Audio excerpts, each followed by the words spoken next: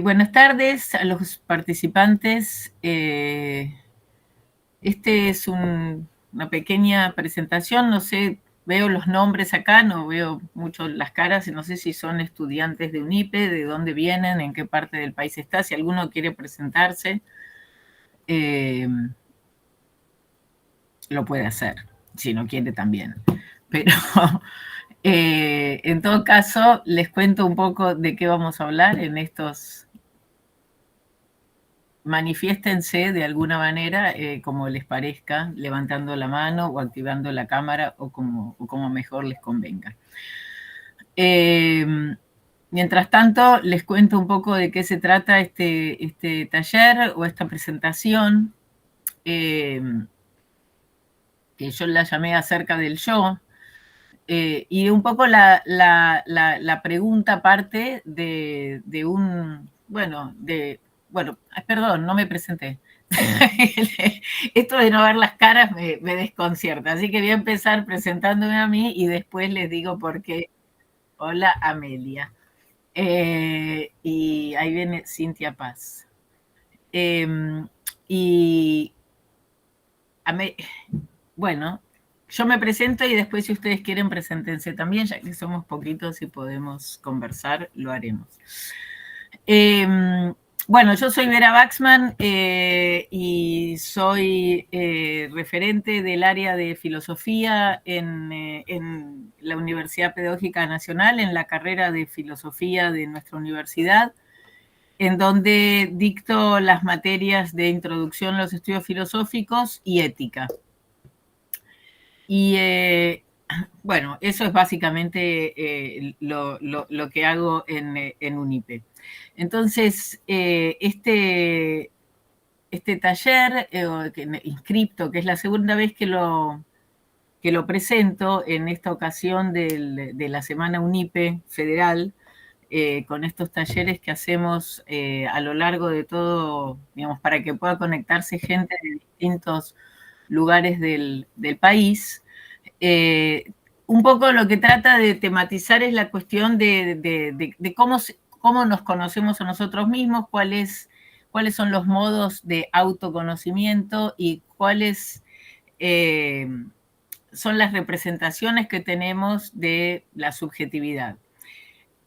Esa es la pregunta inicial, ¿no? Vamos ahora yo a compartir con ustedes unos textos y a mí me interesa analizar esa presentación de cada uno y esos modos de encarar cómo cada uno dice de sí mismo en tres filósofos que corresponden a tres momentos muy diferentes de la historia. Uno es San Agustín, que vivió en el siglo IV, nació en el siglo IV, murió en el siglo V, en el comienzo, digamos, de la expansión imperial del cristianismo, un obispo, un padre de la iglesia, que escribe sus confesiones. Vamos a decir dos o tres cositas de cada uno de los autores. El segundo autor es Rousseau, que vive en el siglo XVIII francés, y el tercer autor es Louis Althusser, que es un filósofo francés marxista del siglo XX. Esta inquietud que yo les presento, digamos, esta manera de pensar sobre el sujeto y los modos de decirse de cada uno, proviene también de un breve proyecto de investigación que tenía que ver con las biografías, las autobiografías de los filósofos, ¿no? Es decir, por qué los filósofos cuentan su vida. Y suponiendo que en el modo de contar la vida que cada filósofo elige o tiene, curiosamente son muchos los filósofos que cuentan su vida, más allá de lo que uno pensaría, digamos, porque siempre en la filosofía parece que se tendió a pensar que la experiencia y la vida y las cosas cotidianas no son objeto de la filosofía. Curiosamente, son un montón los filósofos que se dedicaron a contar su propia vida y no solamente su obra. Entre esos filósofos, el más relevante, uno de los más importantes y el que cambia un poco el curso de la autobiografía en la modernidad es justamente Rousseau. Entonces, de eso es un poco de lo que se trata, de hacernos esa pregunta y de ver en estos 3 momentos de la historia, porque un poco la hipótesis de la presentación también es que no solamente cuando hablamos de nosotros o de los modos en que los filósofos hablan de sí mismos, no solamente hablan de su propia vida y de su propia experiencia, sino que también nos muestran un modo de concebir la subjetividad y de concebir quiénes somos, ¿no? Y cómo nos narramos a nosotros mismos. Entonces, esos recursos también nos hablan, me parece, de distintos modos en que se piensan los hombres y las mujeres, los humanos, en distintos momentos del tiempo, ¿no? Y entonces eso nos da como una perspectiva de decir, bueno, a ver, esto es un pensamiento, ¿cómo piensa un cristiano? ¿Cómo piensa un moderno? ¿Cómo piensa un estructuralista o un posmoderno, un contemporáneo nuestro, ¿no? En épocas de menos certezas. Pero bueno, antes de empezar y de compartir pantalla, ahí veo que hay algunos que están más visibles. Si alguno quiere presentarse, decir dónde está. Orlando, de dónde son o qué hacen, si son maestros, son profesores, si son profesores de filosofía, si son, en fin. ¿Alguno quiere hablar? Bueno, como Dale. me enamoró a mí primero, No arranco yo. tenés más Yo soy remedio, profesor, no tenés más remedio que tomar el guante. Muy bien. sí, ya me seleccionó, entonces. Yo Pues, soy profesor de filosofía de la provincia de Misiones en el ámbito secundario y el ámbito superior. Este curso ya lo hice en el verano y a la mitad más o menos de la charla me tuve que ir, por más que queda grabado. Bueno, aproveché y me conecté ah, nuevamente qué bien, qué bien. para Así, seguir, claro, para seguir. estamos repitiendo en esta segunda versión, digamos, en el Sí, 2025. El año que viene cambiaremos de propuesta. Eh, no, no, estas charlas son como las lecturas. Uno lee un libro, lo ve de una manera, lo lee de vuelta, lo ve de otra manera, después van surgiendo eh, nuevas ideas y a veces te proponen, como estoy en el ámbito superior, te piden que investigues algo novedoso y bueno, por ahí esta propuesta está buena, esta cuestión del yo, la identidad, uh-huh, de conocerse. Yo creo que estaba dando hace poco Sócrates y por ahí le decía a mis estudiantes que preguntarse por las acciones de uno hoy en día es un poco más cotidiano, pero en la época de Sócrates no era todo novedoso el conocerse a sí mismo, ver, así que me parece. Pero usted no habló de Althusser en eso, habló de San Agustín, habló bueno, porque de te fuiste Rousseau. antes. Ah, no, sí puede ser, pero Sí. al Venía al principio, final. al principio no lo mencionó, por eso Ah, bueno, bueno, mira, puede está ser que bien. ahí quedó el tintero. Así que a mí me parece muy interesante esto porque eh, estos juegos de lenguaje, uno parece que habla del yo todo el tiempo, pero cuando uno tiene que pensar, ¿y qué es el yo? Ahí empieza un poco Empiezan los problemas. el juego Muy bibliográfico. bien. Amelia, ¿querés decir algo? Está silenciada. No, parece que no quiere la máquina. No, está bien. Bueno, Ana Clara, digo los que tienen cámara. Después el resto, por supuesto, me abre el micrófono y habla cuando quiera. Buenas tardes. Yo Sí, soy profe de filosofía también de secundaria de la provincia de Buenos Aires. muy bien. Bueno. Eh, bueno, entonces yo el único problema que tengo es que cuando comparto la pantalla dejo de verlos. Entonces ahí no van a tener más remedio que gritar ante cualquier ante cualquier duda, cualquier pregunta. Lo que quiero decir es, no hay ningún problema en que interrumpan.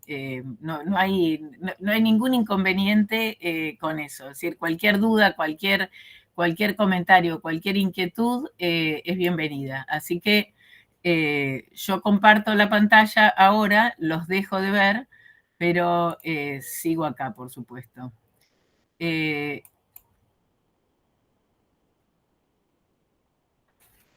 ¿Estamos? ¿Se ve? ¿Se ve bien? No tengo manera de ampliar esto, lamentablemente. A ver, esperen un segundo más. A ver si podemos hacer... porque no es muy sofisticado. Ahí se ve un poco mejor. Si queda algo fuera de la pantalla, después lo regulo. Ahí está. Creo que así se va a ver un poco mejor. Porque no, por alguna razón que todavía no hemos podido descubrir, no podemos poner la pantalla completa, pero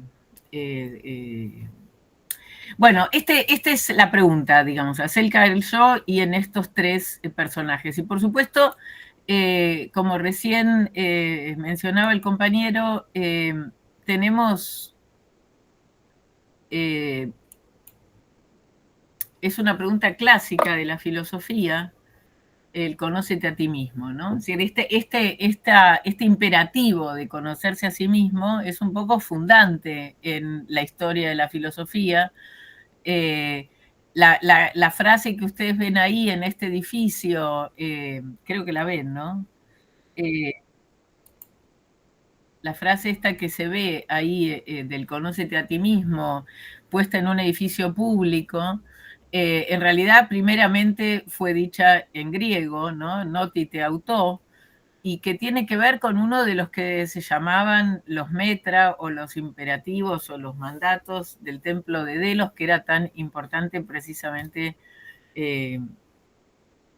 para Sócrates, ¿no? Del templo de Delfos, donde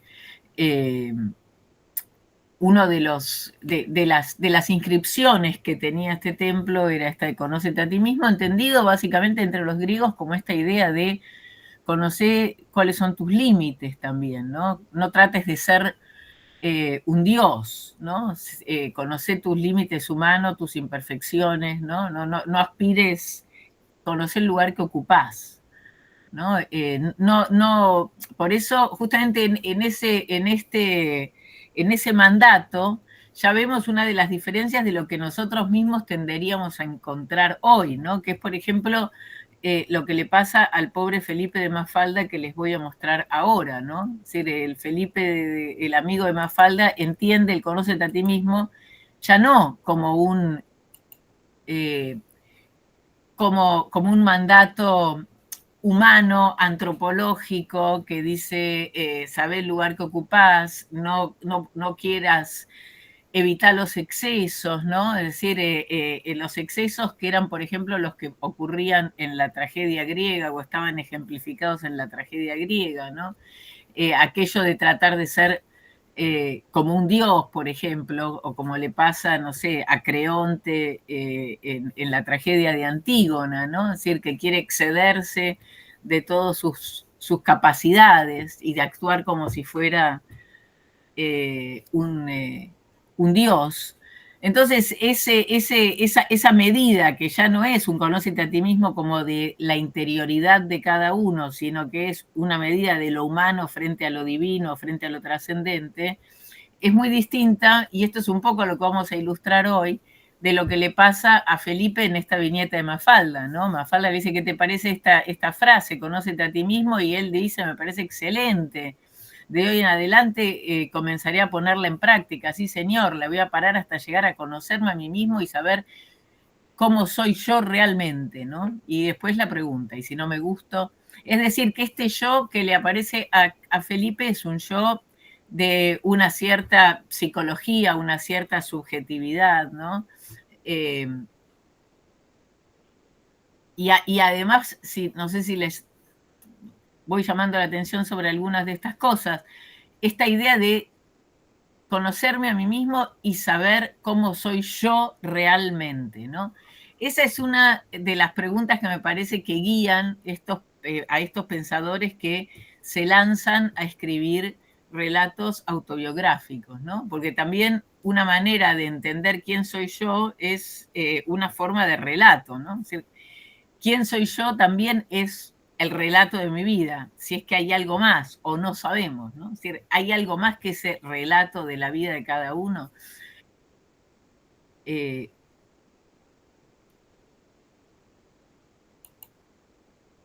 Yo voy pasando y ustedes... El primer punto que me interesa que veamos, esto voy a ponerlo un poco más, para pasar a temas un poco más serios que la viñeta, y cómo esto impacta.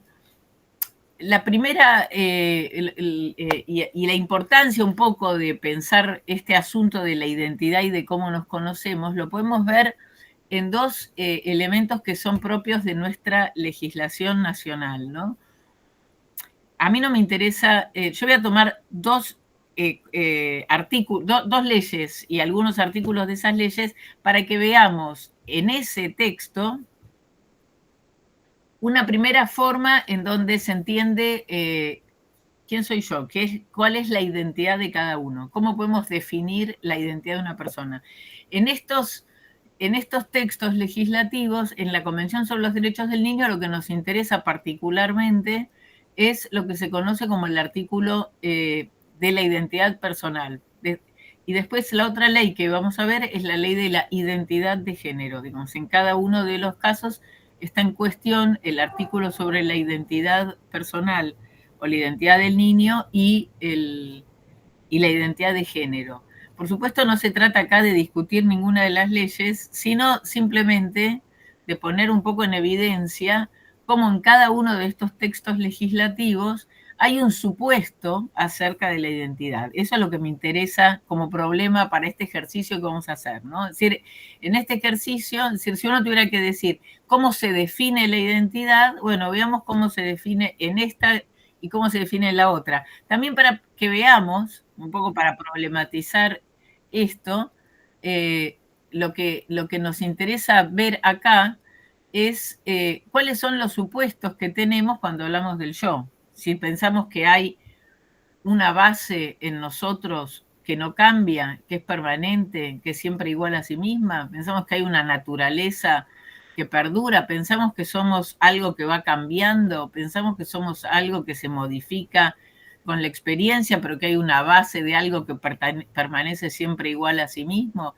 Pensamos que nos podemos conocer a nosotros mismos, como dice Felipe ahí, como realmente somos, o que para conocernos a nosotros mismos necesitamos de otros. Bueno, en fin, son algunas de estas preguntas que están, que guían un poco estas diapositivas que les estoy mostrando y los textos con los que me interesa trabajar hoy. Veamos acá estos dos artículos, ¿no? Los leo como para que vayamos analizando con esta pregunta, ¿no? No sobre los derechos del niño, sino sobre los supuestos sobre la identidad. Eso es lo que me interesa. No, el artículo 7 dice: el niño será inscripto inmediatamente después de su nacimiento y tendrá derecho desde que nace a un nombre, a adquirir una nacionalidad y en la medida de lo posible a conocer a sus padres. No entiendo, Candela, lo que... Bueno, no importa. Perdón, el niño será inscripto, entonces, después de su nacimiento, tendrá derecho desde que nace a un nombre, a adquirir una nacionalidad y en la medida de lo posible a conocer a sus padres y ser cuidado por ellos. Los estados partes, que son los que garantizan los derechos, ¿verdad?, velarán por la aplicación de estos derechos de conformidad con su legislación nacional y las obligaciones que hayan contraído en virtud de los instrumentos internacionales, etc. Sobre todo cuando el niño resultara de otro modo apátrida, es decir, cuando no los pudieran, cuando no pudiera tener esta nacionalidad que se le ha, en la medida de lo posible, y quiere decir que a veces los padres mueren o que a veces los padres no pueden estar con los hijos, los dan en adopción, en fin, distintas situaciones que quiero decir, entiendo que el artículo lo que está diciendo es que el Estado no puede garantizar en un 100% que el niño va a conocer siempre a sus padres y a ser cuidado por ellos, ¿no? Porque hay un montón de otras circunstancias que pudieran impedirlo y que escapan al poder del Estado en ese punto. No sé si... Bueno, en todo caso después lo charlamos, pero sigamos con el artículo 8. Ahí dice: Los Estados partes se comprometen a respetar el derecho del niño a preservar su identidad, incluidos la nacionalidad, el nombre y las relaciones familiares de conformidad con la ley y sin injerencias ilícitas, ¿no? Y cuando un niño sea privado ilegalmente de algunos de los elementos de su identidad o de todos ellos, los estados deberán prestar la asistencia y protección apropiadas con miras a restablecer rápidamente su identidad. Es interesante recordar que este artículo 8 en particular, y el 7 creo que también, pero el 8 seguro, es un artículo que se incluyó en la Convención sobre los Derechos de Niños por el trabajo de las madres, de las abuelas de Plaza de Mayo, ¿no? Es decir, donde está donde se le exige a los estados la asistencia para restablecer la identidad usurpada, perdida, arrebatada, ocultada, ¿no? Silenciada de una persona que, bueno, que por la experiencia que todos tenemos en nuestro país sabemos que puede ser un niño o un adulto que recupera esa identidad después de muchos años de haber tenido otra, ¿verdad? Pero acá, fíjense que si tuviéramos que decir en dónde reside la identidad o cuáles son los signos de identidad, ¿qué les parece a ustedes, si alguno se atreve a responder, en dónde les parece que según este cuerpo legislativo o el texto de esta ley, en dónde les parece a ustedes que reside el elemento identitario de este sujeto llamado niño? La asistencia, perdón, respondo a esta pregunta, la asistencia ya está, no sé, había un formulario que creo que mandaron recién por el chat. ¿Alguien quiere responder? ¿Dónde les parece que está la identidad?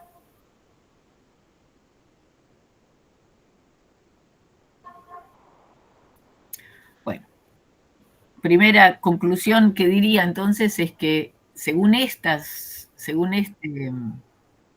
solo me sale...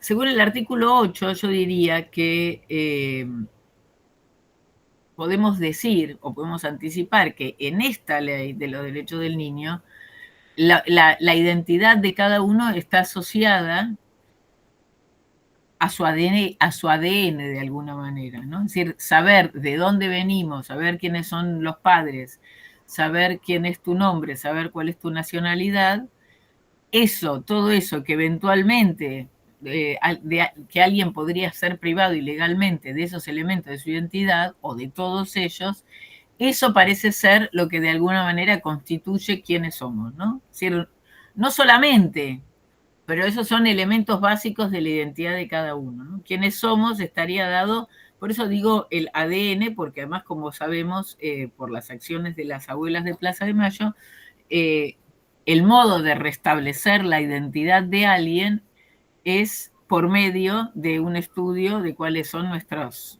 datos genéticos, ¿no? Quiero decir, no estoy diciendo que esto esté ni bien ni mal, lo que digo es en el supuesto que tiene esta legislación es que la identidad se define por esos datos que podríamos llamar de alguna manera materiales, ¿no? Quiero decir materiales en el sentido de físicos, que se pueden analizar, que se pueden ver en un microscopio, de algún modo. Pasemos a la otra. Sí, está bien, pero no sé si hay algún otro comentario, Liliana. Paso a la ley de identidad de género. Esto es un poco más, por ahí se ve un poco peor. Pero de acá lo que me interesa destacar, insisto de nuevo que no se trata acá de poner, de cuestionar ninguna forma, de ninguna definición, sino de analizar. ¿Se llega a ver o no? Ahí está. La ley de identidad de género define la identidad de género diciendo que toda persona tiene derecho al reconocimiento en el artículo 2 está la definición, ¿no?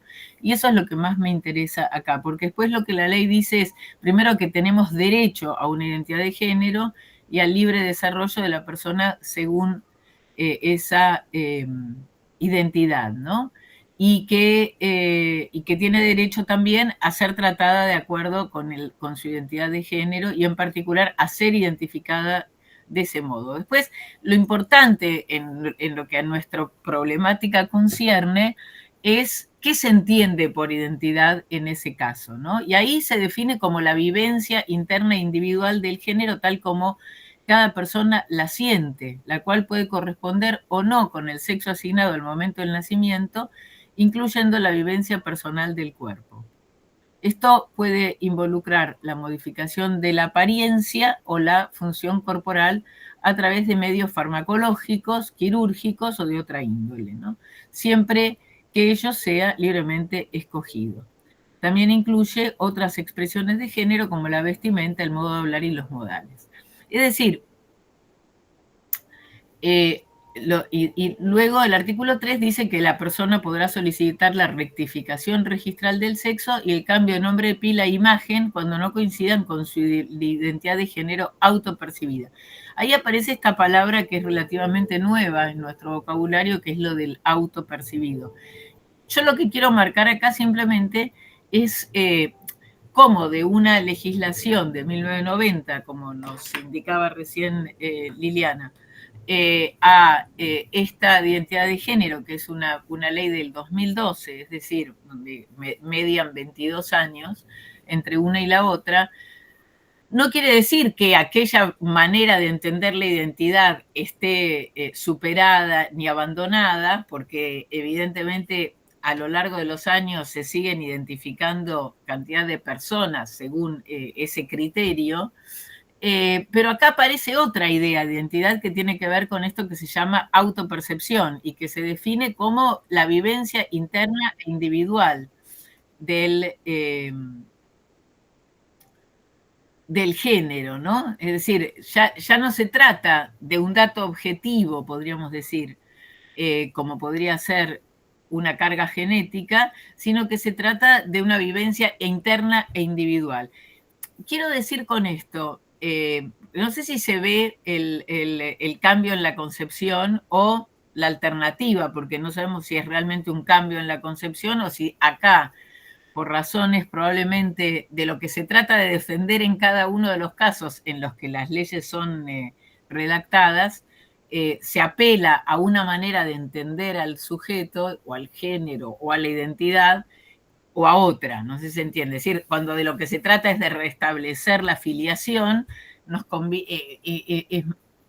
es mejor insistir en una forma de entender la identidad vinculada a la genética y a la nacionalidad y a los datos, a los elementos que podríamos llamar objetivos, y cuando se trata de la identidad de género, obviamente lo que se está defendiendo tiene más que ver con una vivencia personal, con una vivencia subjetiva, con una forma de sentir, eventualmente, ¿no? Dicho esto, entonces, bueno, nos queda un poco abierta esta pregunta, ¿no? Es decir, por supuesto, insisto en esto, no se trata de objetar ninguna de las dos, de decir esta manera es buena y esta manera es mala de entender. No es para nada lo que me interesa, sino que más bien me interesa pensar cómo nos identificamos a nosotros mismos, ¿no? Es decir, la identidad o el autoconocimiento tiene que ver con de dónde venimos o si tiene que ver con una percepción puramente interna, digamos, como para ir sumando elementos de juicio a esto que esperaría fuera una forma de debate o de discusión, aunque sea, o de pregunta para cada uno de ustedes, ¿no? ¿Vamos bien hasta acá? ¿Alguien quiere comentar algo, hablar, decir algo, escribir, lo que sea?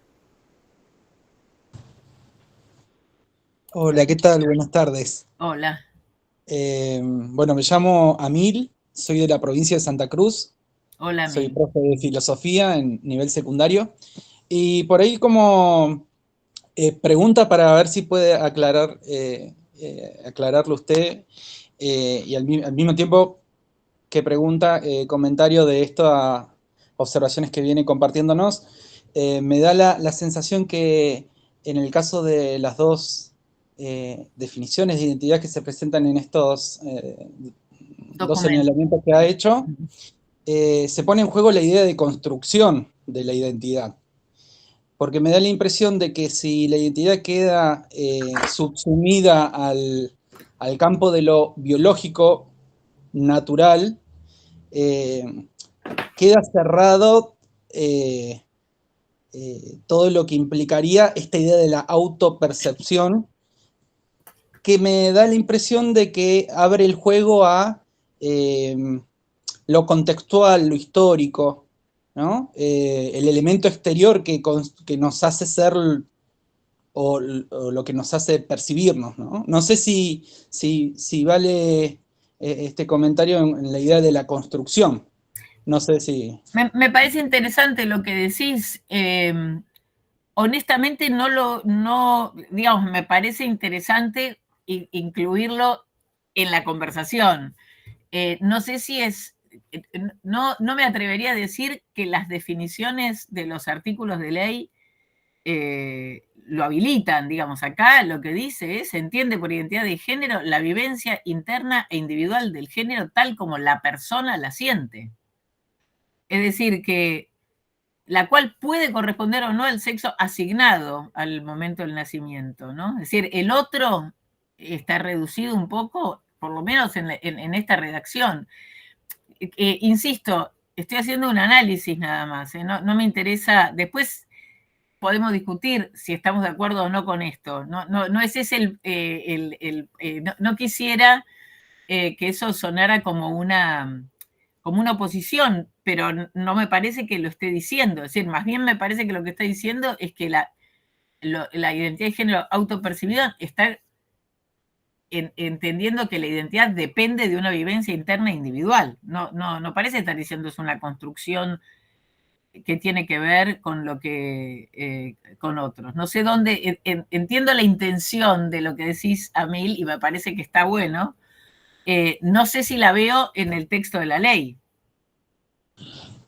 No, justamente me surgía como pregunta, eh, porque, bueno, también muchas veces cuando uno comparte con los compañeros algunas situaciones que se dan en las aulas o en los colegios en relación a la construcción de la identidad de género de algunos estudiantes, se pone mucho en juego en nuestros juicios respecto de bueno, cómo acompañar esos procesos, ¿no? Ah, no, Y claro, claro.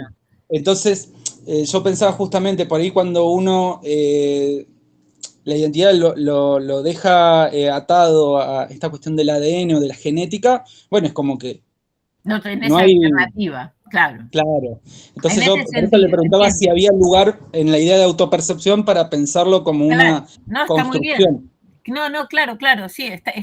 Por eso yo decía, depende de qué se intente defender en cada uno de los casos, vas a tener un énfasis distinto. Es decir, cuando a alguien le roban la filiación, como ocurrió en el caso de los niños apropiados durante la dictadura, y bueno, entonces esa filiación eh, es ocultada, y bueno, entonces tenés que poner el acento en el dato genético.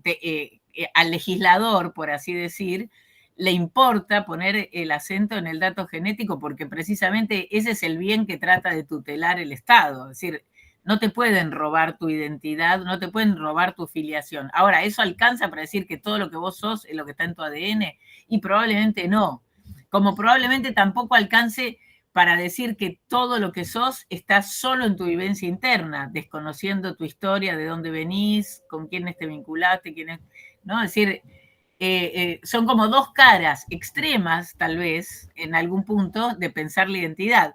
Pero es interesante ver cómo estas dos leyes conviven en la legislación argentina, ¿no? Es decir, cuáles son los supuestos que están detrás de cada una de cada uno de estos textos, digamos. Uno podría decir, bueno, detrás de cada uno de estos textos hay distintas intenciones y también hay distintas maneras de comprender la identidad personal.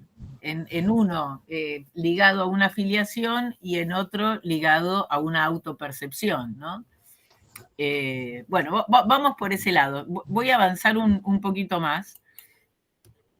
En realidad, estos avances, esto después, creo que esto no lo podemos ni ver, entonces, en todo caso, después, si a alguien le interesa, les paso el PowerPoint con estos materiales, porque esta es una viñeta de Tute donde precisamente se pregunta cómo soy, ¿no? Soy periódicamente, no soy a diario, vengo en fascículos, soy quincenalmente, dice ahí, el personaje este que va como vagabundeando, ¿no? Sí, casi no se ve. Dice, los demás días lo intento. Los demás días lo intento, pero no me sale muy bien. Va, no me sale y sigue caminando. Hubo una época en que fui semanal, diario no, pero sí semanal. Y cuando me toca hacer, tampoco es que soy todo el día, ¿no? No nos engañemos, pero bueno, no me quejo, soy de noche, uno es un poco eso, fascículos coleccionables que un buen día se pierden. Esa idea, ¿no? También, digo, sumo esa idea como para pensarlo, ¿no? Es decir, somos, uno en una ley nos decía, tenés un ADN, en la otra te dice, sos tu autopercepción, estoy resumiendo y reduciendo, pero es para ir a lo esencial, ¿no? Y acá te dice, bueno, sos fascículos coleccionables que en buen día se pierden, es decir, de nosotros no queda mucho después de nuestro paso. Está claro que uno, ahora cuando veamos las cosas que dicen los filósofos, esto nos permitirá ubicar en algún momento histórico o en alguna manera de entender la cosa, acá, también esta viñeta de Tute, ¿no? Entonces paso directamente al texto de Agustín.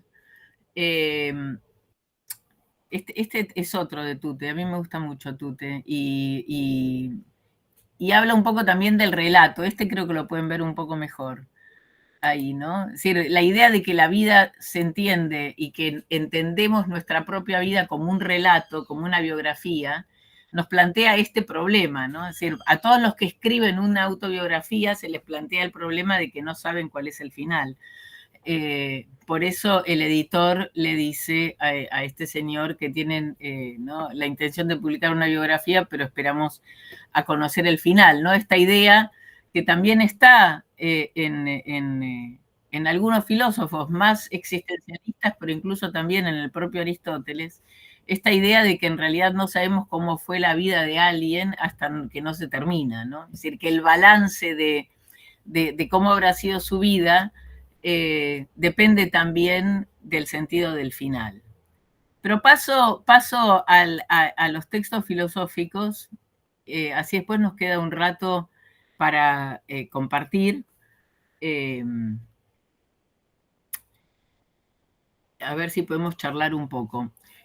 Yo preparé estos breves datos nomás para que ubicar a San Agustín de Hipona. Por supuesto, todo lo que uno pueda decir en una diapositiva de un PowerPoint es ridículo, pero para que tengan un poco mínimamente una situación histórica, ¿no? Digamos, San Agustín de Hipona. Hipona es un lugar donde fue obispo San Agustín. San Agustín es uno de los que se conocen como los padres de la iglesia, es decir, uno de los primeros que empieza a hacer estos textos fundamentales que constituyen el pensamiento cristiano, ¿no? Que toma mucho de la filosofía griega, pero que la traduce en los términos del cristianismo, cuando se convierte al cristianismo, en 385, ¿no? Nace en 354 en Tagaste, que es en el norte de África, estudia retórica, empieza a dar clases, va a Milán, a Italia, digamos, pues todo esto que nosotros decimos ahora como si fuera tan fácil ir y venir, pero piensen que estamos en el Mediterráneo, ¿verdad? Luego se traslada a Roma y ahí se convierte al cristianismo. Por eso este texto que nosotros, del que vamos a leer unas partes, que es el texto que se llama Las Confesiones, San Agustín, digamos, escribió muchísimo, ¿no? Porque escribió contra distintas escuelas pseudo-religiosas, escuelas filosóficas. Es alguien que discute con muchos pensadores y escuelas contemporáneas, ¿no? Que escribe contra los escépticos, contra los maniqueos, y escribe sobre muchos artículos de la fe cristiana, sobre los que evidentemente da sermones también. Pero el texto y la ciudad de Dios es un texto que también tiene un carácter político, ¿no? Coincide la época en que Agustín se convierte al cristianismo con el momento en que el cristianismo comienza a ser la religión oficial del Imperio Romano. Por eso también hay una necesidad de expandir este saber, digamos, religioso. Entonces, el texto de las confesiones, que es sobre el que vamos a observar algunas cosas, es un texto escrito en primera persona y donde San Agustín narra su vida. Ahora, como nosotros ya somos modernos y no somos... y vivimos en otro tiempo, pensamos que las confesiones es simplemente... entendemos las confesiones en el sentido un poco que lo va a entender Rousseau, pero las confesiones para Agustín tienen que ver con lo que se llama la confesio, que es más bien un ejercicio espiritual, no es tanto a mí me gustaría contarte cómo fue mi vida porque yo soy tan importante que hice cosas que están tan buenas que quiero que todo el mundo lo sepa. No tiene nada que ver con eso. La confesión es un ejercicio espiritual de adoración a Dios, podemos decir, ¿no? ¿Y qué es lo que quiere transmitir San Agustín? Básicamente el proceso de su propia conversión, para que otros, en todo caso, se inspiren de ello, ¿no? Fíjense que cuando en el 390 empieza a escribir sus confesiones, apenas es ordenado obispo de la ciudad de Hipona, ¿no? En donde permanece en esa función hasta poco antes de su muerte en el 430. Entonces, la idea, aclaro todo esto porque yo les había dicho esta idea de los filósofos que escriben su autobiografía. Hay bastante discusión acerca de si las confesiones podrían considerarse o no una autobiografía. Por supuesto, hay quienes entienden que sí, porque es un relato en primera persona en donde hay alguien, un filósofo en este caso, o un cristiano o un obispo que narra su vida, pero por el otro lado hay quienes dicen no tiene nada que ver con la autografía porque todavía no hay un sujeto que quiera narrarse a sí mismo como si fuera tan importante, un individuo, un ejercicio de individualidad, sino que hay un ejercicio espiritual de un creyente que habla con Dios. Así que este es el contexto. Como siempre, si alguien quiere decir algo, abre el micrófono y habla. No sé. Yo rescaté 3 fragmentos de cada uno de los autores para que los leamos. Estoy viendo si se ve bien. Ahí está.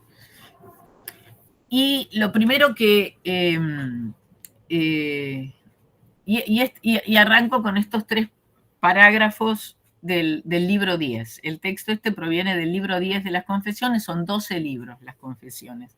En el libro 10 está este texto en donde reflexiona el autor acerca del conocimiento de sí mismo, ¿no? Y lo leo, es una escritura que, bueno, vamos a leerlo más o menos despacio, así lo podemos ir comentando, ¿no?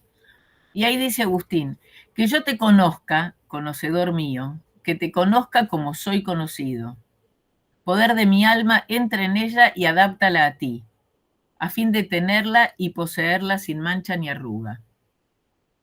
Esta es mi esperanza. Por eso hablo y en esa esperanza me regocijo. cuando me regocijo sanamente. Mas las demás cosas de esta vida, cuanto más se llora por ellas, tanto menos lo merecen. Y cuanto menos se llora por ellas, tanto más lo merecen. Pues he aquí que has amado la verdad, porque quien obra la verdad viene a la luz. Quiero obrar la verdad en mi corazón ante ti, mediante la confesión y mediante mi pluma ante muchos testigos. ¿Alguien se anima a decir algo de esto que acabo de leer?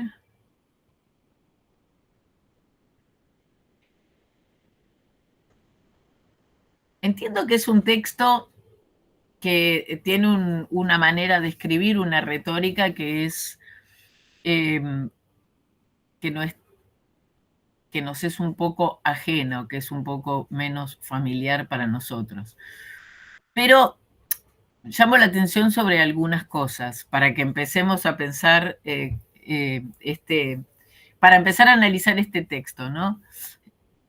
Ahí él dice, expresa un deseo, ¿verdad? Que yo te conozca, conocedor mío, que te conozca como soy conocido.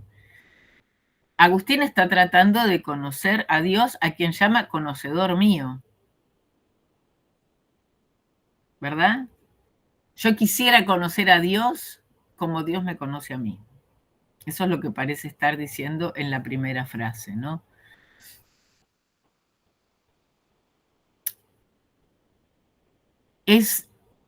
Fíjense acá que la presencia de Dios es fundamental.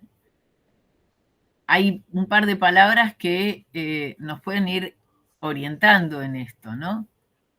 La idea de la verdad y la idea de la luz, ¿no?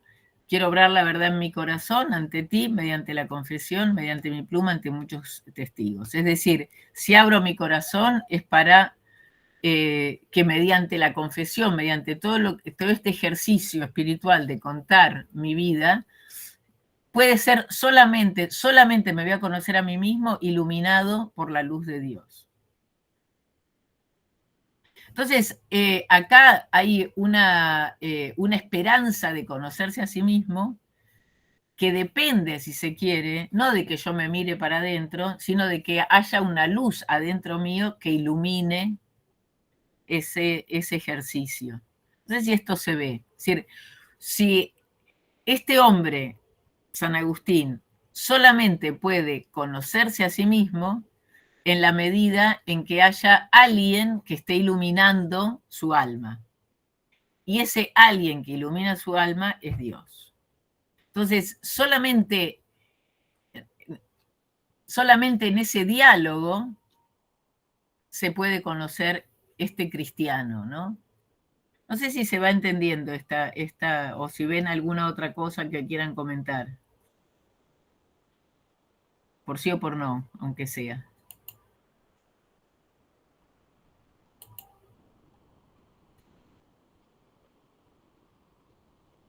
Se comprende, muy bien.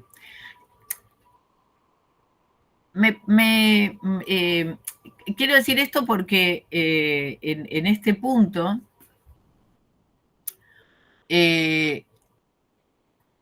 las formas de autoconocimiento van a ser muy diferentes en los tres autores. Entonces, un poco lo que tenemos que rescatar de este primer acercamiento de un pensador de lo que sería la patrística, es decir, el movimiento anterior a lo que podríamos llamar el medioevo, ¿no? Es decir, lo que podría ser la antigüedad tardía también, ¿no? Es decir, este primer momento en donde verdaderamente no hay un individuo, un sujeto que tiene una razón y que mira para adentro, ¿no? Es decir, no hay una interioridad. Esta interioridad existe solamente porque hay una luz que le ilumina.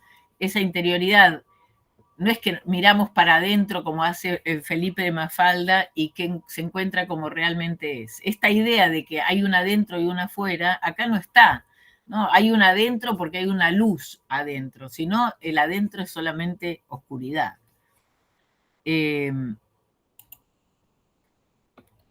Vamos al segundo texto.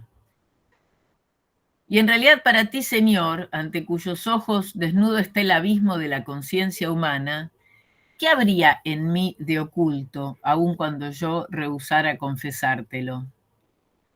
Pero ahora que mis quejidos... Se entiende por qué, ¿no? Dice esto. Ante cuyos ojos desnudo está el abismo de la conciencia humana. Es decir, Señor, Dios, vos ves. Vos sos el que ve lo que hay acá en mi conciencia. Por eso le pregunta, ¿qué habría en mí de oculto, aun cuando yo rehusara confesártelo? Por eso fíjense que la confesión es un ejercicio en todo caso de autoconocimiento gracias a él. Pero lo que quiero decir con esto es que no hay una confesión en el sentido de que hay alguien que no sabe y otro que sabe, como podría ser la confesión de un crimen, ¿no? El criminal que confiesa supone que hay alguien que no sabe y otro que sabe, y el que sabe es él. Acá la confesión de Agustín no tiene esa característica, porque Agustín sabe menos que el confesor, ¿verdad? Es decir, aquel ante quien se confiesa, aquel ante quien se confiesa, es decir, Dios, sabe más que él, ¿no? Pero ahora que mis quejidos son testigos de que me desagrado a mí mismo, tú resplandeces y agradas, y eres amado y deseado, para que me ruborice de mí mismo, me rechace y te elija a ti, que ni a ti ni a mí agrade yo, sino por ti. Acá hago una mínima aclaración, digamos, acá está este tópico, podemos decir, que es el rechazo de lo que podría ser el amor de sí mismo de Agustín, ¿no? Es decir, el amor de sí mismo es una forma de vanidad y es la manifestación del pecado original, si se quiere, y es todo lo contrario del amor a Dios, ¿no? Es decir, todo lo que me lleve a amarme a mí mismo va a ir en desmedro del único amor verdadero que sería el amor a Dios. Eso para dar un poco de contexto. No me importa acá, es importante porque obviamente el hombre como tal es pequeño en este caso, ¿no? Me desagrado a mí mismo, tú resplandeces y agradas y eres amado y deseado para que me ruborice de mí mismo, ¿no? Es decir, frente a tu grandeza, mi pequeñez. Me rechace y te elija a ti, y que ni a ti ni a mí agrade yo, sino por ti. La única manera que yo tengo de agradarme o de agradarte es por Dios, ¿no? Luego, para ti, Señor, soy transparente. Fíjense esta noción, ¿no? Es decir, me conozco a mí mismo a través de, sin la mediación de Dios, yo no sé quién soy. Eso es lo que está diciendo Agustín acá. Para ti, Señor, soy transparente, sea yo como fuere. ¿Y cuál es el fruto de la confesión que te hago? Lo he dicho. Y no la hago con palabras y gritos materiales, sino con las palabras del alma y el clamor del pensamiento que tu oído conoce. Pues cuando soy malo, confesártelo no es otra cosa sino desagradarme a mí mismo. Se entiende, ¿no? Cuando soy malo, confesártelo solamente para desagradarme a mí mismo, porque Dios ya sabe lo que yo hice. No hace falta que yo le venga a decir. Es un ejercicio de cada uno confesarse, pero no es que estoy diciéndole al otro algo que no sabe, ¿no? Este es el juego que quiero decir, me parece lo interesante de pensarlo, porque justamente nos es muy ajeno esta noción de confesión. Es muy distinto de cómo nosotros pensamos la verdad. Acá Agustín está diciendo, me puedo conocer porque hay otra cosa que me ilumina. Yo solo ante mí mismo, el hombre, la mujer, el ser humano, es pequeño y no tiene la capacidad de conocerse a sí mismo como realmente es. Lo que dice Felipe de Mafalda es imposible en este contexto, porque no tiene ninguna luz que lo esté iluminando. ¿Cuál sería su elemento para conocerse? ¿Su introspección? La introspección no alcanza porque está todo oscuro, ¿no? Es como si tuviéramos esa imagen, ¿no? Cuando soy malo, confesártelo no es otra cosa sino darme a mí mismo. Sí, alguien quiere decir algo. ¿Ana Clara? No. Ah, bueno. Me pareció que alguien había abierto el micrófono, pero por ahí fue un error. Entonces, cuando soy malo, confesártelo no es otra cosa sino desagradarme a mí mismo, y cuando soy virtuoso, confesártelo no es más que no atribuírmelo a mí mismo. Es decir, si soy malo es por mi culpa, si soy bueno es gracias a vos, ¿no? Porque tú, Señor, bendices al justo, pero primero lo haces de impío justo. Por eso mi confesión, Dios mío, se realiza para ti, en tu presencia, tácitamente y no tácitamente, pues cuando se efectúa tácitamente, en lo que toca al sonido, clama con el sentimiento. Nada verdadero digo a los hombres que tú no hayas oído antes de mí, y tampoco nada tal oyes de mí que tú no me hayas dicho antes a mí. Es un gran escritor y no es nada fácil leerlo, pero en todo caso, espero que vaya quedando clara la necesidad de esa mediación por Dios para acceder a mí mismo. Es decir, yo no puedo acceder a mí mismo a menos que pase, que esté mediado ese conocimiento por esta otra figura que, como la idea platónica, lo que hace es echar luz, ¿no? Es decir, la luz no viene de afuera, viene de adentro, porque la figura de Dios está en mí, ¿no? Es decir, eso es lo que me ilumina. Piensen en la idea de la luz y se vuelve todo mucho más claro, ¿no? Un Agustín más. Entonces, no sé por qué me aparece el corrector. Bueno, no importa. Vamos al último párrafo. Ahí dice Agustín: ¿qué tengo yo que hacer con los hombres entonces para que ellos oigan mis confesiones? Como si ellos hubiesen de curar todas mis dolencias. Raza curiosa para conocer la vida ajena, perezosa para corregir la propia. Bueno, ahí ya parece que no están hablándole a Dios, sino que está hablándole a los otros. Recuerden que en el anterior, acá decía: quiero obrar la verdad en mi corazón ante ti, mediante la confesión y mediante mi pluma ante muchos testigos, ¿verdad? Es decir, está claro que Agustín está diciendo: voy a narrar mi confesión, mi conversión, para que otros también se conviertan, ¿no? Lo hace de una manera bastante más sutil que los que nos tocan el timbre los sábados a la mañana, pero me refiero a que acá está, lo que a nosotros nos interesa de esto es esta idea de verdad que aparece ligada a la luminosidad, ¿no? A esa luz que me ilumina. Entonces, ¿qué le voy a decir a los hombres? Como si ellos hubiesen de curar todas mis dolencias. Raza curiosa para conocer la vida ajena y perezosa para corregir la propia. ¿Y cómo saben cuando me oyen hablar a mí mismo, de mí mismo, si digo la verdad? Puesto que ninguno de los hombres sabe qué sucede en el hombre, sino el espíritu del hombre, sino por el espíritu del hombre que está en él. Pero si te oyen a ti hablando de ellos mismos, no podrán decir: el Señor miente. Porque ¿qué es oírte a ti hablar de uno mismo, sino conocerse a sí mismo? Eso es conocerse a sí mismo, oír a Dios en uno. ¿Ah? ¿Quién por ende conoce y dice es falso, a menos que él mismo mienta?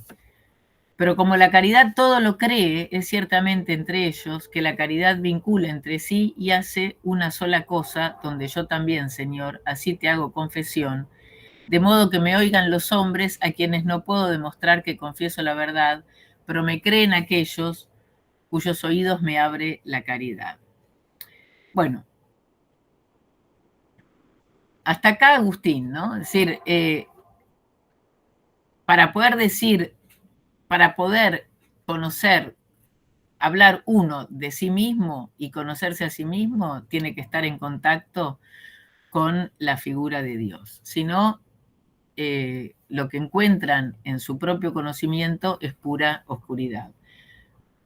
Esto lo vamos a ver, vamos a volver a repetir esto, vamos a contrastar esto cuando ahora veamos cómo escribe Rousseau. Pero díganme si hay alguna duda, algún comentario que quieran hacer sobre esto que acabamos de leer.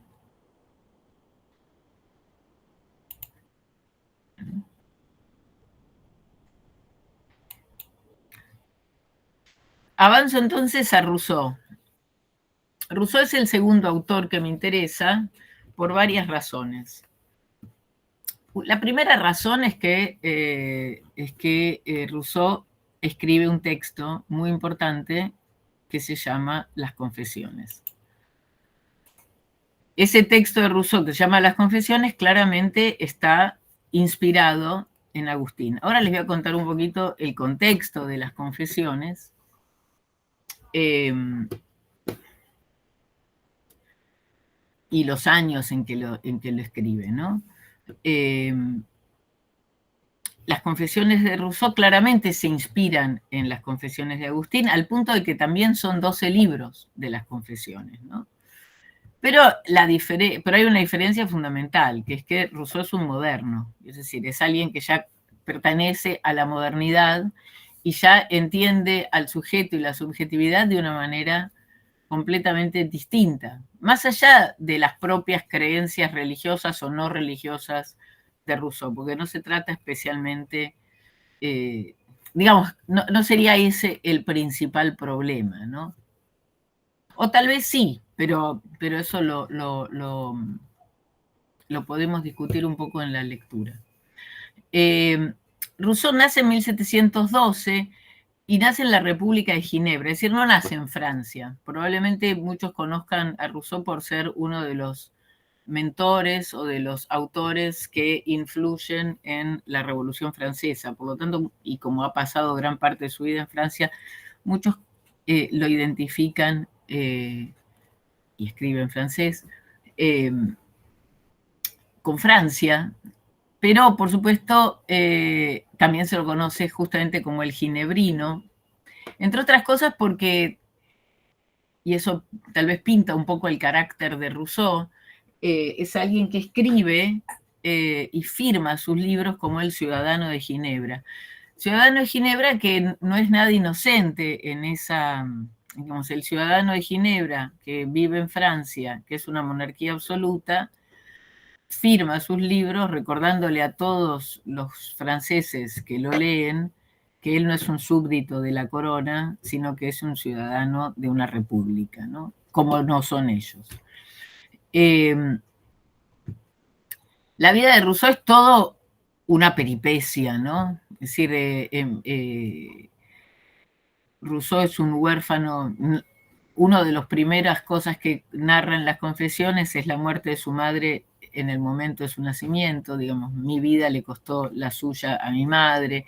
Bueno, empieza así. Entonces, y es una vida muy, muy interesante en el sentido de que es un pensador que también es muy ilustrativo del siglo XVIII francés, que es un siglo de apertura, sobre todo en el sentido de la intelectualidad, donde donde, por así decir, el saber empieza a circular de otra manera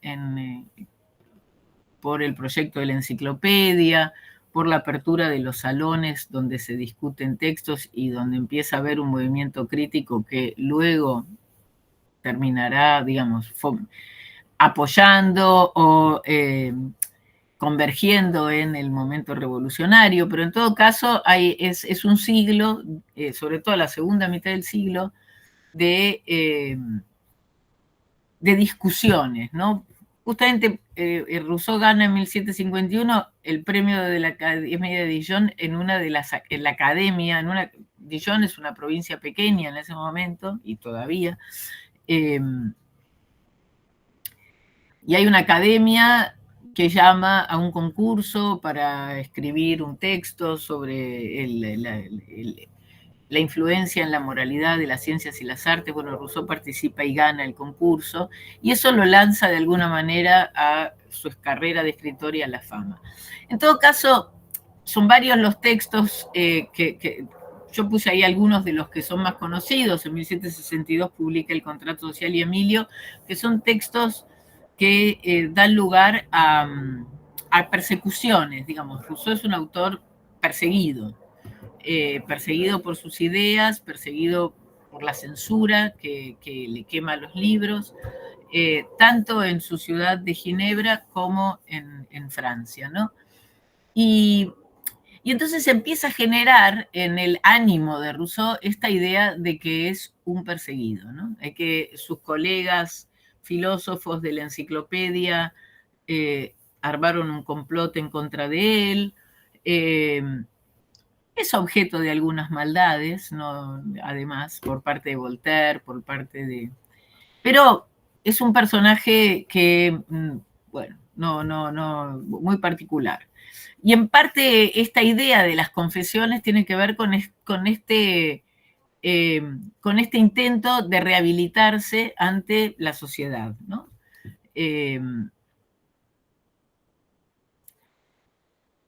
Ahí en 1766 comienza a trabajar en sus confesiones mientras escribe otras cosas, por supuesto. Yo acá salteé varios elementos de su biografía.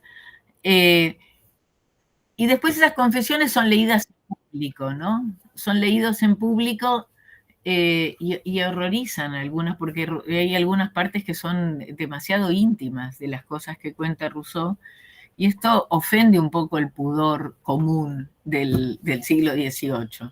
Por eso después la lectura pública es prohibida. Y después Rousseau escribe 2 textos más en donde intenta rehabilitarse ante el público. Uno de las confesiones, después escribe otro texto que se llama Diálogos o Rousseau, juez de Jean-Jacques, que son diálogos entre Jean-Jacques, el francés, y Rousseau. Y el último texto de corte, digamos, autobiográfico son las ensoñaciones del paciente solitario, que son una suerte de meditación sobre la vida. Muere en 1778, es decir, 11 años antes de la Revolución Francesa. A mí lo que me interesa que veamos, y un poco teniendo en mente lo que acabamos de leer de San Agustín, es lo que sería el exordio, digamos, las primeras páginas de las confesiones, la presentación que hace Rousseau de sí mismo en las confesiones y del propósito que persigue al narrar esto. Y lo que me interesa que observemos es, bueno, leámoslo y no digo más nada. Este comienzo creo que habla por sí mismo, ¿no? Tal vez voy interrumpiendo a medida que lo leemos, o lo leemos una vez y después lo analizamos. Veamos un poco cómo funciona. Hay aquí el único retrato de hombre pintado exactamente según la naturaleza y en toda su verdad, que existe y que probablemente existirá jamás.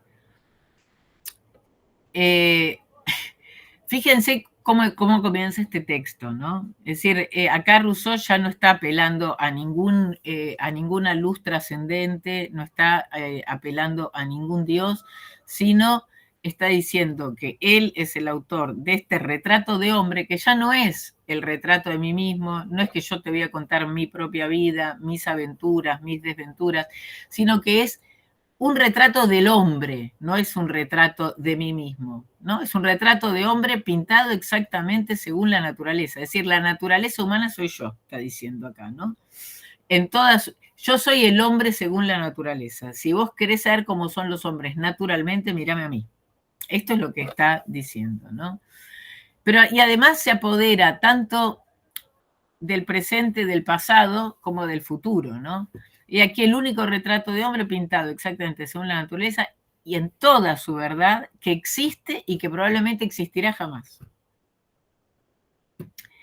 Quien quiera que seáis, que mi destino o mi confianza han hecho árbitro de la suerte de este cuaderno, os conjuro por mis desgracias, por vuestras entrañas y en nombre de toda la especie humana, a no aniquilar una obra única y útil que puede servir de primera pieza de comparación para el estudio de los hombres, que por cierto está aún por comenzar, y a no quitar al honor de mi memoria el único monumento seguro de mi carácter que no haya sido desfigurado por mis enemigos.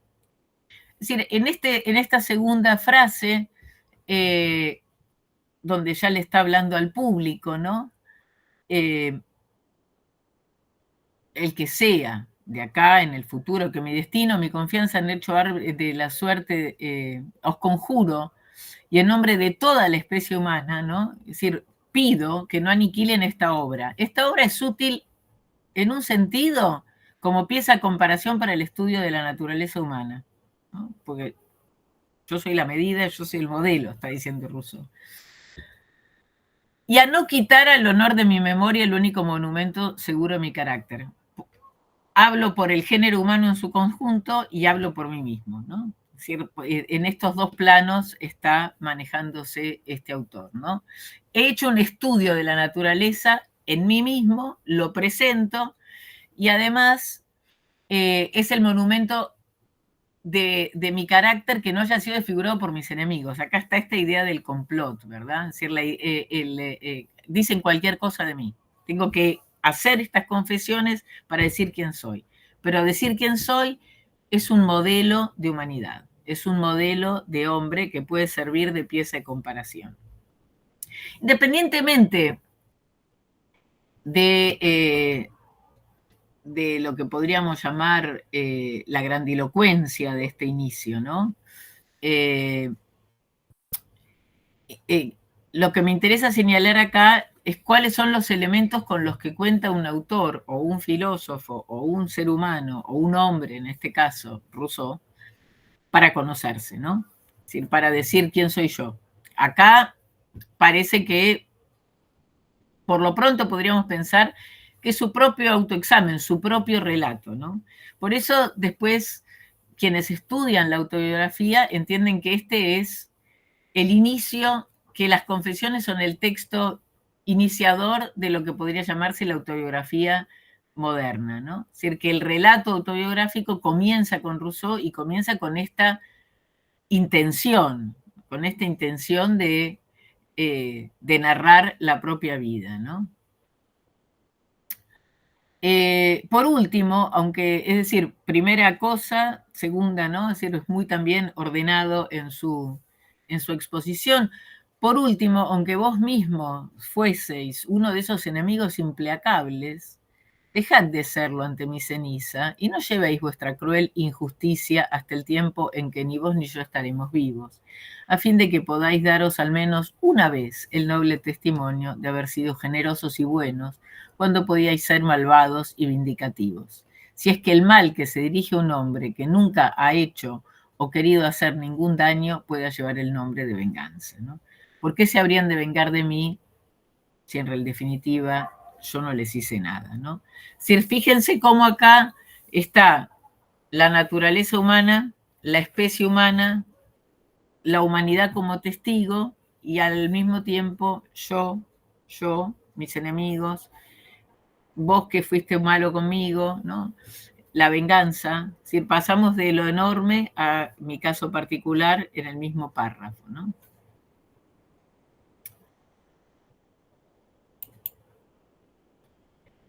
Segundo párrafo de Rousseau.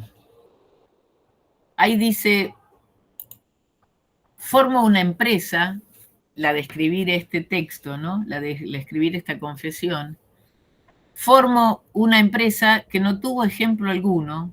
Es decir, sabemos que escribe un texto que se llama Confesiones y que toma el mismo título del obispo de Hipona, pero la empresa que está llevando adelante no tuvo ejemplo alguno, ¿verdad? Es decir, estamos hablando de otra cosa, dice Rousseau acá. Y su ejecución no tendrá ningún imitador. Quiero mostrar a mis semejantes un hombre en toda la verdad de la naturaleza y ese hombre seré yo. Yo solo, dice. Siento mi corazón y conozco a los hombres. No estoy hecho como ninguno de aquellos que he visto. Me atrevo a creer que no estoy hecho como ninguno de los que existen. Si no soy el mejor, al menos soy distinto. Si la naturaleza ha hecho bien o mal en romper el molde en el que me ha arrojado, es algo acerca de lo cual no se podrá juzgar hasta después de haberme leído. ¿Algún comentario de estos dos primeros fragmentos que leímos? ¿Alguien quiere comentar algo? ¿Alguna diferencia con Agustín? ¿Alguna impresión?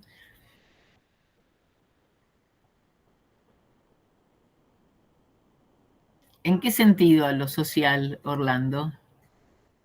porque se expone ante los demás.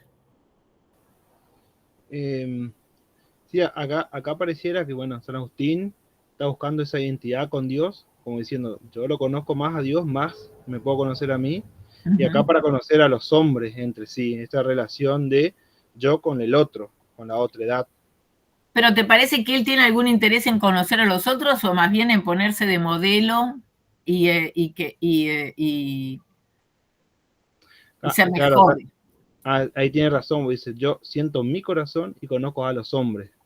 Exacto, es decir, el modo de conocerme es sentir mi corazón. Es decir, no necesito hacer un estudio sociológico, me miro a mí mismo y yo ya sé cómo es la naturaleza humana.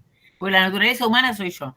Quiero mostrar a mis semejantes un hombre en toda la... Quiero mostrar, está bien lo que vos decís, es más social en el sentido de que tiene una intención de ir más allá de sí mismo, pero en esa intención, en definitiva, es yo te voy a mostrar a vos, ¿no? Claro, es como sería, cómo me posiciono yo ante el mundo.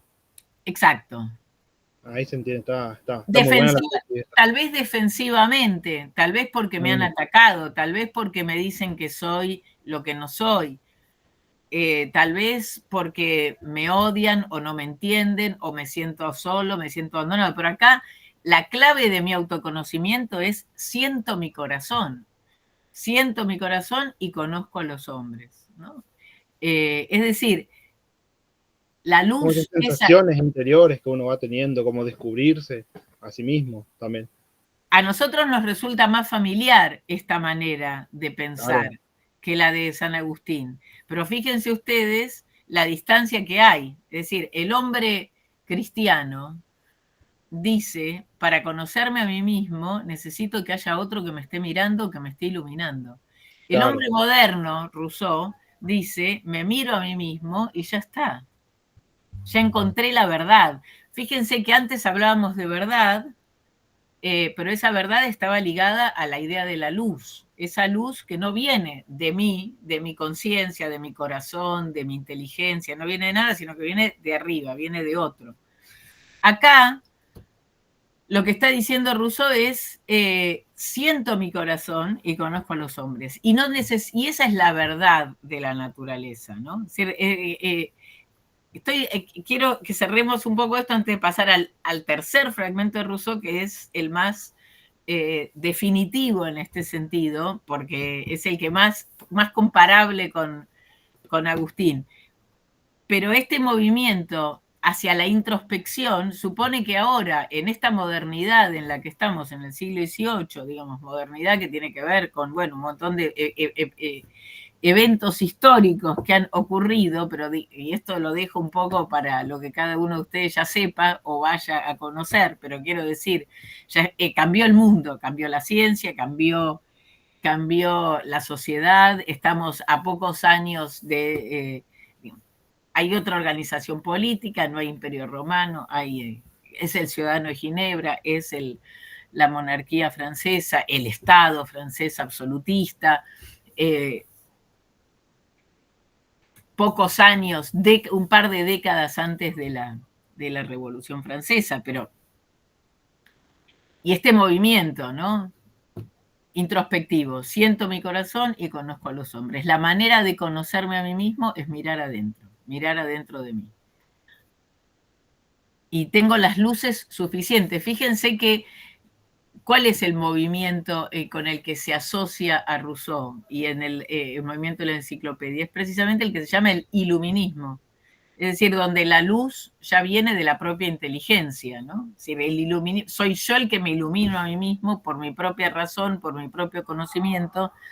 La luz ya no viene de afuera, sino que es mi propia razón la que echa luz sobre mí mismo y sobre mi propio conocimiento. Ahora, también es interesante, y esto lo digo pensando en el texto que viene de Althusser y en nuestro mundo, que esa luz nos revela una verdad. Hay que ver si después, en nuestra modernidad tardía o nuestra posmodernidad, podemos seguir hablando de que nos conocemos según una verdad, ¿no? O qué pasa con esa idea de verdad que para Agustín venía de Dios, para Rousseau parece venir de de mi propia luz, y vamos a ver de dónde viene en el caso de Althusser. Vamos al último de Rousseau, que es mi favorito.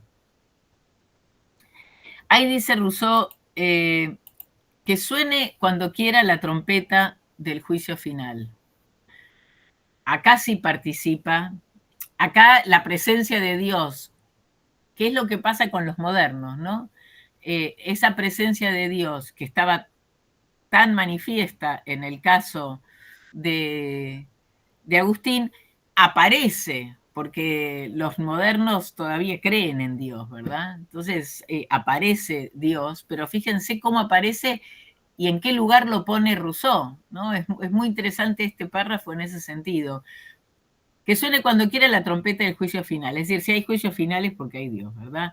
Yo vendré con este libro en la mano a presentarme ante el soberano juez, dice Rousseau, como quien viene con su currículum, ¿verdad? Llega al juicio final y le dice, tomá mi currículum.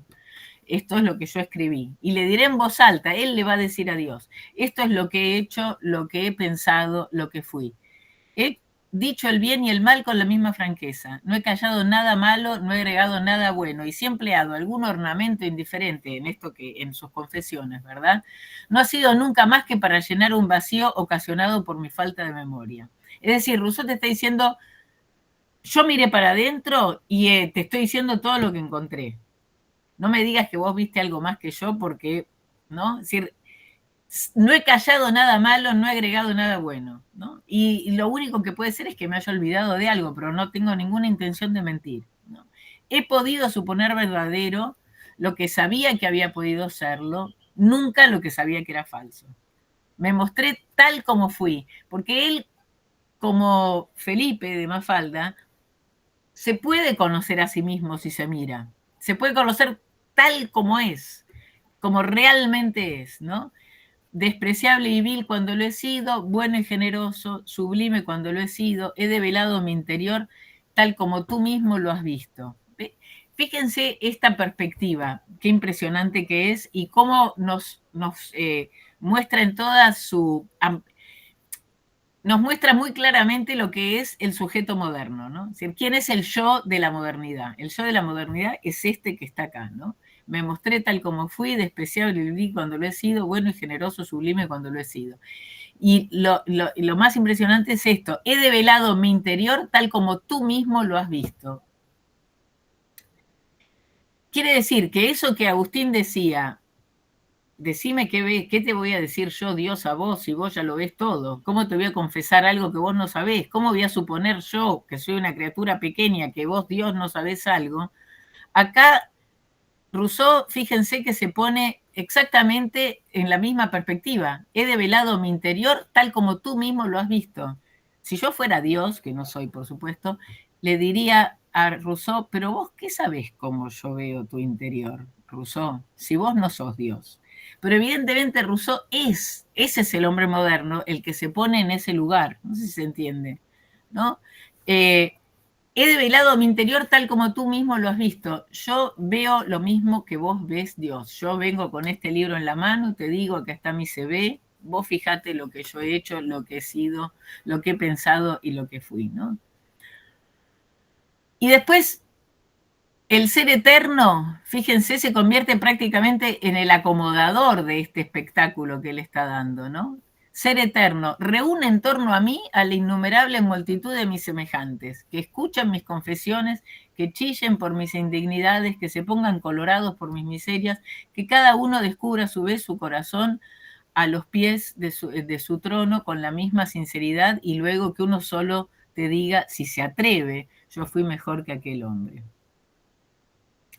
Es decir, Dios y Rousseau tienen la misma perspectiva sobre la interioridad del hombre moderno, que es él, del hombre por naturaleza, y además el ser eterno reúne en torno a mí a la innumerable multitud de mis semejantes, ¿no? Es decir, si querés, vendé caramelos en la sala, también falta que le diga.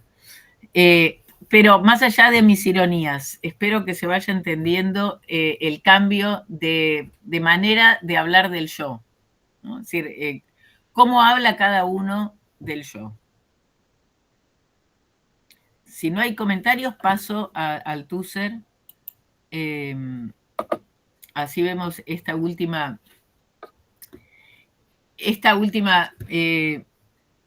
autobiografía o no autobiografía.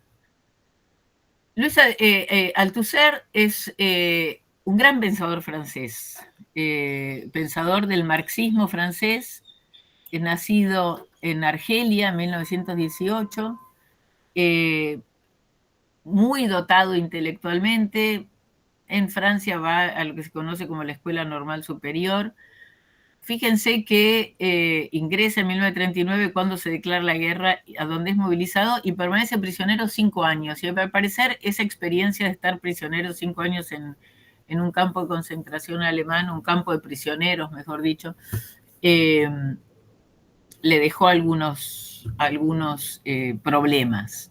Es un hombre que tiene problemas de psicosis y de depresión a lo largo de toda su vida en repetidas oportunidades. Publica un montón de cosas y yo toda esta biografía intelectual no me interesa resumirla acá porque me interesa un punto muy preciso de su vida, muy trágico, pero yo puse ahí la expresión esta maître à penser, que es como un maestro del pensamiento, es como una figura intelectual muy importante para muchas generaciones, digamos, y tal vez ustedes han leído a Rancière, quienes están en cuestiones más educativas. Bueno, Rancière es uno de sus principales discípulos, ha escrito con él también un texto para leer El Capital, digamos, es un pensador marxista, estructuralista muy importante. En 1980, después de uno más de sus episodios de depresión y de locura, termina ahorcando a su mujer. Aparentemente creía que le estaba dando masajes y la mata. Su mujer, y este episodio trágico en su vida, digamos, donde ocurre, según se entiende, la justicia en medio de un brote psicótico, en 1980, dada un poco la figura que es el propio Althusser, él escribe un libro que se llama El porvenir es largo, a raíz de lo siguiente, como se entiende, como la justicia entiende que él ha actuado fuera de sus facultades mentales, es declarado inimputable. Entonces no va a juicio, va a un hospital psiquiátrico en el que pasa unos cuantos años y después sale de ahí y a los 10 años de este episodio muere de un infarto.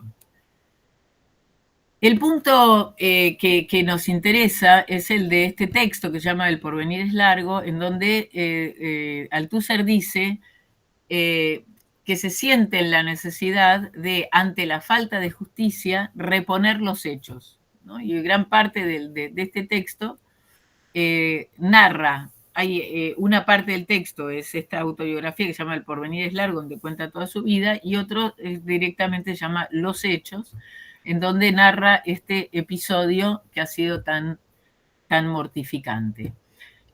Lo que me interesa de esto a mí, porque no, el texto es muy largo, pero lo que me interesa para completar esto es la comparación de cómo se refiere Althusser a sí mismo y cómo puede articular en todo caso con la figura también de Rousseau, ¿no? Y fíjense cómo compone el conocimiento de sí y de su subjetividad, ¿no? En el capítulo segundo, El porvenir es largo, dice, estos son los efectos nefastos del no al lugar, ¿no? Es decir, de que lo declararon inimputable y el juicio termina con un no al lugar. Y he aquí por qué he decidido explicarme públicamente sobre el drama que he vivido. No pretendo nada más que levantar las losas sepulcral bajo la que el procedimiento del no al lugar me enterró a perpetuidad para dar a todo el mundo las informaciones de que dispongo. Es decir, el hombre necesita reponer el relato para que se sepa quién es él, ¿no? Y en todo caso para ser juzgado. Y ahí dice, naturalmente se me concederá el favor de considerar que intervengo con el máximo humano de garantías objetivas. Fíjense que ya no son subjetivas, ya no es miro mi corazón. No miro mi corazón. Junto datos, dice acá, ¿no? Garantías objetivas. No pretendo entregar al público solo los elementos de mi subjetividad. Así pues, he consultado larga y cuidadosamente a los numerosos médicos que me han cuidado, no solo durante mi confinamiento, sino mucho antes e incluso después. Es decir, para escribir la narración de mi vida, para escribir el relato de mi vida, ya no dispongo solamente de mi subjetividad, sino que ahora sí, diría yo, antes hablaron de construcción o de abrir. Acá está eso, ¿no? Es decir, para saber quién soy tuve que ir a preguntarle a los médicos que me trataron, ¿no? También he consultado cuidadosamente a un buen número de amigos que han seguido de cerca lo que me pasó. No solo durante mi confinamiento, sino mucho antes. 2 de ellos han mantenido día tras día un diario de navegación desde julio de 1980 hasta julio de 1982. También he consultado especialistas en farmacología y biología médica sobre puntos importantes. También he cotejado la mayor parte de los artículos de prensa aparecidos con ocasión del homicidio de mi mujer, no solo en Francia, sino en muchos países extranjeros en los que soy conocido. Por otra parte, he podido constatar que más allá de raras excepciones de manifestación de inspiración manifiestamente política, la prensa había sido muy correcta. Y de hecho, he hecho lo que nadie había sabido o podido hacer hasta ahora. Es decir, acá el espíritu rosoniano vuelve a aparecer, ¿no? Soy el primero. He juntado y confrontado, como si se tratara del caso de un tercero, toda la documentación disponible a la luz de lo que he vivido e inversamente. Y he decidido con toda lucidez y responsabilidad tomar por fin a mi vez la palabra para explicarme públicamente. Entonces, primer punto de lo que podemos decir acá. Es decir, acá ya tenemos alguien que para presentarse a sí mismo, para ver cómo se conoce a sí mismo, lo que está diciendo es, tuve que hacer una investigación. Tuve que recolectar datos que no solamente vienen de mi autoexamen, sino que vienen es una investigación como si fuera un tercero, ¿no? Es decir, hay documentación, hay médicos, hay farmacología, hay psiquiatras, hay amigos, hay prensa, es una investigación. Fui al archivo social para ver quién soy yo también. No me alcanza con lo que yo de mí mismo, no me interesa solo mi subjetividad. Primer punto. Avanzo un poco más rápido. Dice el segundo párrafo. Deliberadamente me guardaré de toda polémica. Ahora tomo la palabra. Naturalmente se verá que solo me comprometo a mí mismo. Me han dicho, volverás a sacar a la luz todo el caso. Es mejor que te calles y que no revuelvas las aguas. Me han dicho, solo hay una solución, el silencio y la resignación. El peso de la sociedad es tal que tu explicación no puede cambiar nada. No creo en semejantes precauciones. No creo en forma alguna que mis explicaciones vayan a relanzar la polémica sobre mi caso. Por supuesto, la polémica tenía que ver con que si ese trato especial, digamos, que había recibido Althusser tenía que ver con la estatura de la figura o si era simplemente como un ciudadano común, ¿no? Por el contrario, creo que me encuentro en disposición no solo de explicarme con cierta claridad sobre mí mismo, sino también de llevar a otros a reflexionar sobre una experiencia concreta en la que la confesión crítica no tiene ningún precedente. Salteo el paréntesis. Una experiencia vivida en las formas más agudas y más atroces que me supera, en verdad, porque pone en tela de juicio y en gran número de cuestiones y en juego gran número de cuestiones jurídicas, penales, médicas, analíticas, institucionales y, en definitiva, ideológicas y sociales, es decir, aparatos que interesarán quizás a algunos de nuestros contemporáneos y que pueden ayudarles a ver un poco más claro en los grandes debates recientes sobre el derecho penal, el psicoanálisis, la psiquiatría, el encierro psiquiátrico y sus relaciones incluso en la conciencia de los médicos. Todo esto que dice, digamos, me importa, aunque sea un poco largo para leerlo así, me importa porque quiero que se vea cómo en esta construcción y en esta subjetividad ya no hay una verdad que sale a la luz, sino que hay que componer una verdad a través de un montón de aparatos, como dice acá, de estos aparatos ideológicos del Estado, que era un término muy altuseriano precisamente, que son los que componen también lo que nosotros son. Lo que nosotros somos, ¿no? Es decir, las prácticas jurídicas, las prácticas penales, las prácticas médicas, las prácticas institucionales, el psicoanálisis mismo, todo ese aparato también hace a los sujetos que nosotros somos en nuestra contemporaneidad del siglo XX, ¿no? Es todavía nosotros ya siglo XXI, pero acá estábamos en esto que todavía es contemporáneo nuestro de alguna manera, ¿verdad? Entonces, acá fíjense que la idea del psicoanálisis, la psiquiatría, el encierro psiquiátrico y sus relaciones, incluso en la conciencia de los médicos, ya introducen un elemento que no está en los otros pensadores, que podemos poner al lado de la noción de verdad, que es la noción de interpretación. Acá lo que Althusser está diciendo es, todo esto que pasó, mediado, atravesado, mediado ya no por Dios, ya no por mi razón y mi conciencia y mi sentimiento, sino por un montón de instituciones que nos constituyen como los ciudadanos o los sujetos que somos, que nos subjetivan, diría Foucault. Todas esas mediaciones ya no nos dan un acceso a la verdad de lo que somos, sino en todo caso a una interpretación de lo que somos, ¿no? Esta diferencia entre esa verdad que venía de la luz de Dios o esa verdad que venía de la razón o del autoexamen o de la inspección de mí mismo, ahora parece puesta un poco entre paréntesis y decir, bueno, tengo que armar un caso, tengo que componer un caso por medio de un montón de informaciones de las que dispongo para que sea interpretado de alguna manera. Ya no te puedo decir. Y esto es lo que vamos a ver en el último texto, que me parece el más conmovedor de estos, ¿no? Es decir, ahí lo dice Althusser claramente, dice, por desgracia no soy Rousseau, que es lo que acabamos de ver, ¿no? Por desgracia no soy Rousseau, ¿por qué? Pero al dar forma a este proyecto de escribir sobre mí y el drama que he vivido, y vivo aún, a menudo he pensado en su audacia inaudita, no porque pretenda decir con él, como al principio de las confesiones, concibo una empresa que nunca tuvo ejemplo, no, pero creo poder suscribir honradamente su declaración, diré en voz alta, he aquí lo que he hecho, lo que he pensado, lo que fui.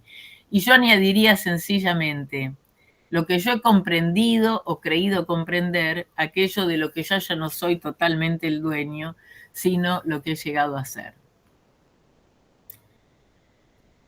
Esta reinterpretación que hace este autor de lo que dice Rousseau, a mí me parece que completa el cuadro de estas formas de subjetividad que estaba tratando de mostrarles, ¿no? Es decir, acá este sujeto ya no dice, he aquí lo que he hecho, lo que he pensado, lo que fui, aun cuando dice, maté a mi mujer, y lo dice apenas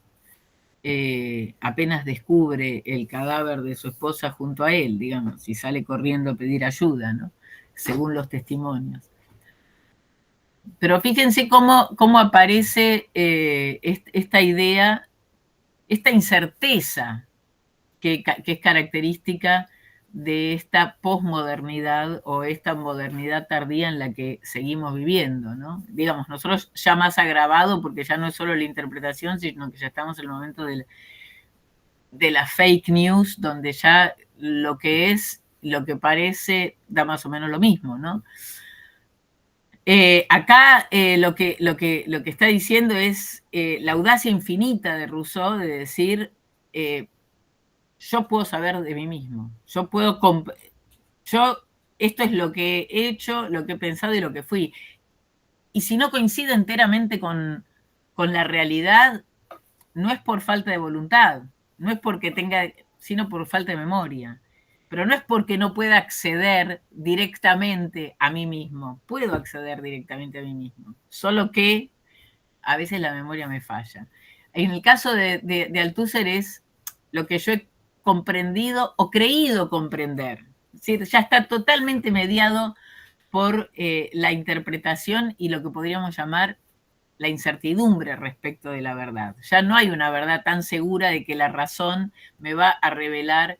Si se quiere, se metió el inconsciente en la mitad de Rousseau y Althusser, ¿no? Es decir, ya después de pensar que el autoexamen también puede ser una forma de autoengaño, ¿no?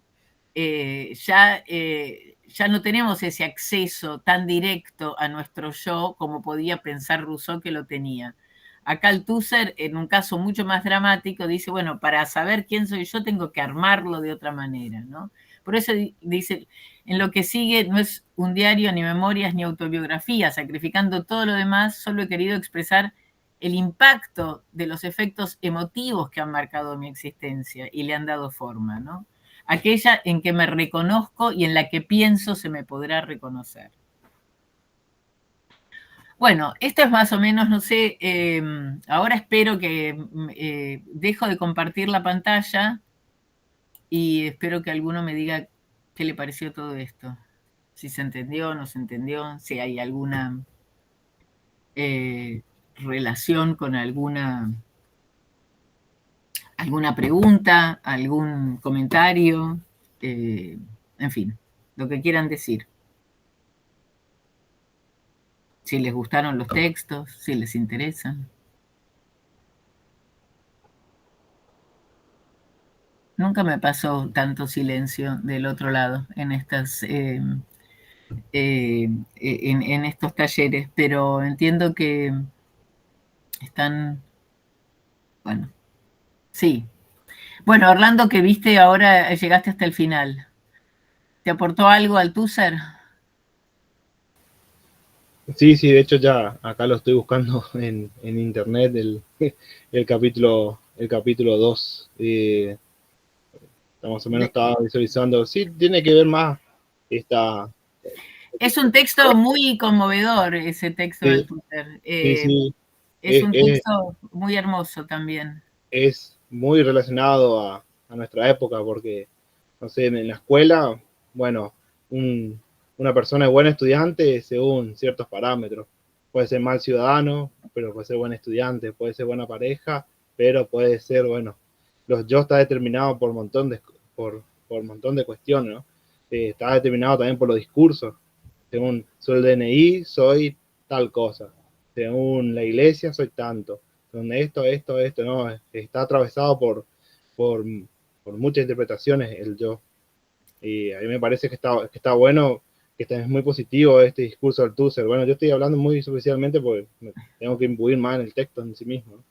Sí, el texto igual, digamos, no es que a Althusser le interese tematizar especialmente eso, más bien, como en el caso de Rousseau, le interesa dar cuenta de su vida y de lo que ha ocurrido, ¿no? Es decir, es muy interesante el texto en ese sentido, en la medida en que también da un lugar a la justicia y a la ausencia de justicia y a alguien que dice, bueno, yo cometí un crimen y al final no me están juzgando, ¿no? Y en ese no me están juzgando, es de ahí surge, porque el juicio también es una manera de exponer los hechos, ¿no? Es decir, de reconocer los hechos. Y ante la ausencia de eso, él dice, bueno, esto hay que narrarlo.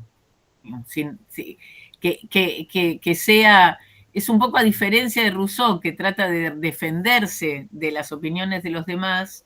Por eso él dice, bueno, no importa que se reabra, que mis amigos me digan, no levantes la perdiz, no remuevas las aguas de nuevo, no empieces con esto de nuevo, vas a relanzar la polémica. No me importa, relanzar la polémica es mi vida, parece estar diciendo, ¿no? Y en ese, pero a mí, quiero decir con esto, yo organicé este montaje de textos para mostrar esto, porque me parece que, pero no es el problema principal del texto de Althusser, a eso me refiero. Tal vez lo sea un poco pero a Rousseau y a Althusser les interesan mostrar estos hechos. A mí me interesa decir, bueno, mirá cómo entendía Agustín que era conocerse a sí mismo. Es decir, este mandato de conócete a ti mismo, ¿cómo se manifiesta en estos tres pensadores? Bueno, uno dice, para conocerme a mí mismo necesito que me ayude Dios. Otro dice, para conocerme a mí mismo siento mi corazón y conozco a los hombres. Y soy el único que lo puede hacer. Y el otro dice, para conocerme a mí mismo tengo que ver todos los que me conocieron, tengo que analizar todas las instituciones por las que pasé, tengo que ver cómo fue mi caso, qué dijeron de mí, qué ven los otros en mí, ¿no? Es decir, porque antes alguien hablaba de construcción. Bueno, es un poco eso también, es decir, yo no soy el producto, yo no me puedo conocer a mí mismo como si fuera una naturaleza aislada, porque yo también soy, mi yo también es el producto de un montón de otras relaciones, ¿no? El juego de inocente, culpable, está muy, me parece muy presente acá, de desconstruir este yo, o sea, una persona individual, si es buena o mala en una sociedad determinada. Me parece que está interesante esta parte, pero como le digo, superficialmente estoy diciendo todo porque tendría que leer el texto. No, no, claro, por supuesto, por supuesto. Nosotros acá solamente dimos este pequeño panorama para ver también cómo el yo se dice de muchas maneras según los momentos históricos, ¿no? Y cómo nuestro momento histórico tal vez está marcado por la duda, por la sospecha, es decir, por la interpretación, mucho más que por un sentido de verdad fuerte que tenga que ver con ese yo. Bueno, era esto más que nada lo que les quería mostrar, así que si no hay más comentarios, ya estamos sobre la hora, podemos dejar acá, si les parece. En lo particular, muy interesante la propuesta, por ahí a veces cuando uno escucha a las personas exponer, son muchas ideas al mismo tiempo y no puede organizar, pero para en un momento determinado de una clase, para hacer una temática, está muy bueno volver a repasar estos temas. Bueno, muchas gracias. Bueno, muy bien, entonces, gracias a todos por la presencia y nos vemos en otra edición de UNIPE. Saludos.